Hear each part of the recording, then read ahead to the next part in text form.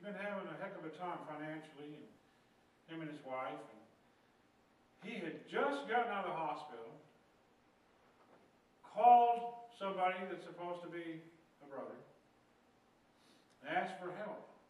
They were turned down. He had to crawl in the mud and everything else with his wounds, with his knees bloody and bandaged, and crawl up underneath his house and fix his pipes himself. There weren't any brothers around. No one that he could call on for help. How sad is that? You know what? If I broke down on the side of the road and one of you drove by and just waved at me and smiled, I'd be mad at you. If you didn't stop and at least offer me a candy bar, you know, or a phone to use your phone or something, I'd be upset with you. Yeah. I'd be wanting to call fire down on you.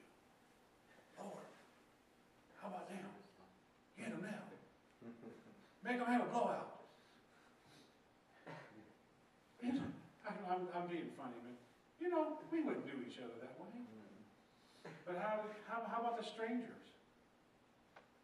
Do we ever stop and go out of our way to help other people? Really? No. Why?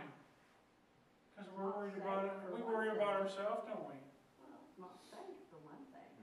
Not always. Not always.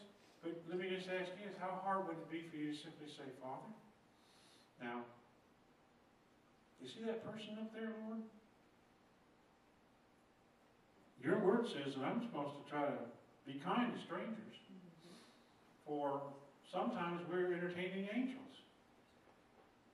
Lord, I don't know what kind of person this is, but if you want me to stop, would you put it in my heart to stop and try to render aid to this person if that's what you really want me to do? Let me tell you something. He'll put you to the test.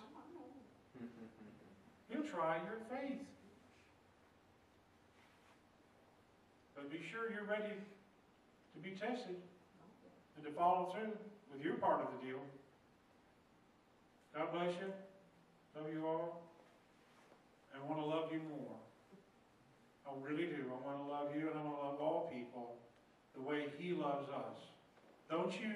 Don't you want to be able to have that kind of feeling in your heart that sees all mankind, all the people of the earth as precious, precious gems in the hands of our Almighty Father, that He considers to be so precious that He was willing to give His only begotten Son, that whoever would believe in Him would not perish but have everlasting life?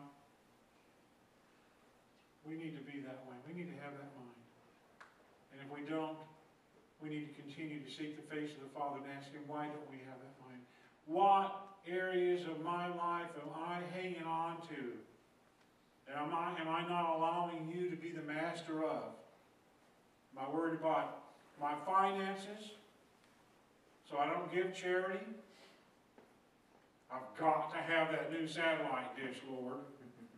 I've got to have that new cell phone that costs $900. I've got to have that new Lexus. You know, I'm being ridiculous. Not that any of us would ever say that to God. But you know what I'm saying?